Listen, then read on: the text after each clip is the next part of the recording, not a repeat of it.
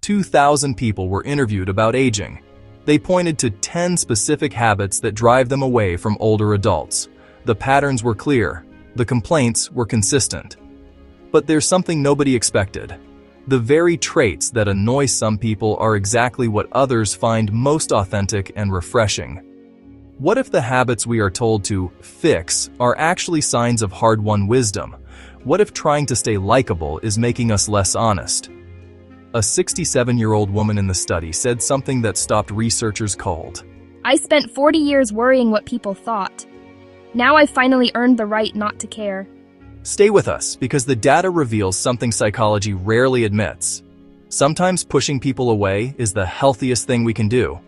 Surveys show that ageist stereotypes are widespread. In the World Health Organization's global report on ageism, more than 60% of people across 57 countries admitted to holding at least one negative stereotype about older adults. These stereotypes often include beliefs that older people are less capable, resistant to change, grumpy, or socially irrelevant. Many of these biases are subtle and shaping the way older adults are treated in workplaces, healthcare, and social settings. Essentially, it shows that negative assumptions about aging are a global, ingrained phenomenon, influencing both personal interactions and societal policies. Yet, seniors rate themselves far more positively than the public does, often seeing their quirks and routines as part of a rich, authentic life. And we'll show how understanding and even embracing these 12 habits can reveal why people pull away, and how being aware of them can help you navigate relationships. First, there's chronic complaining. Try this. One gripe, one fix. Ask, what will I do about it today?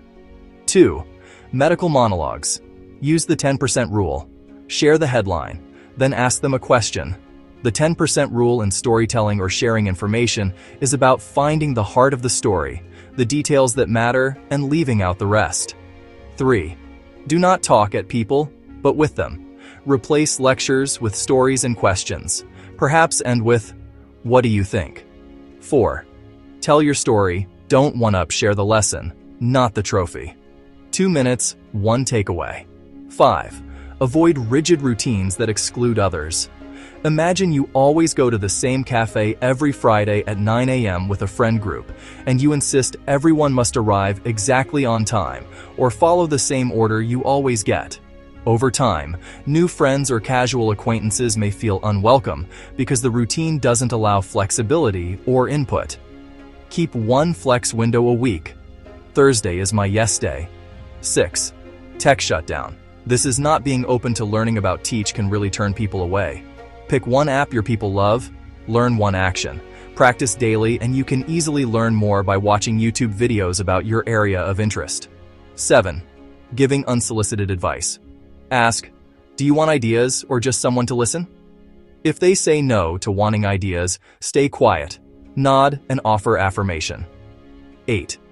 Catastrophizing. This is imagining the worst beyond what's likely.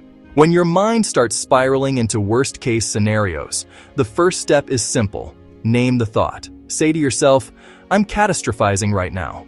Just calling it out gives you distance and power over it. Next, use evidence. Ask, what's the actual likelihood of this worst-case scenario? Most of the time, you'll realize the disaster your mind invented isn't as likely as it feels. Then, ground yourself in the present. Focus on your breathing, the floor beneath your feet, what you can see and touch, not the stories your mind is spinning. Finally, write it out. When you put your fears on paper, your brain starts to process them logically instead of emotionally. It's amazing how quickly clarity returns when you see your thoughts for what they are. Just thoughts, not facts. Upgrade concern to care. What can I do that helps right now? 9. Withdrawing without words. Choose a bridge phrase. Low energy today. Rain check next Saturday. 10. Using honesty as a weapon when communicating with people. Switch from blunt to being kind and true. If you're uncertain about stating anything, ask yourself first, how would this feel if someone else said this to me? Research links everyday age shaming to higher stress and lower life satisfaction. This means some distance from the wrong people is medicine.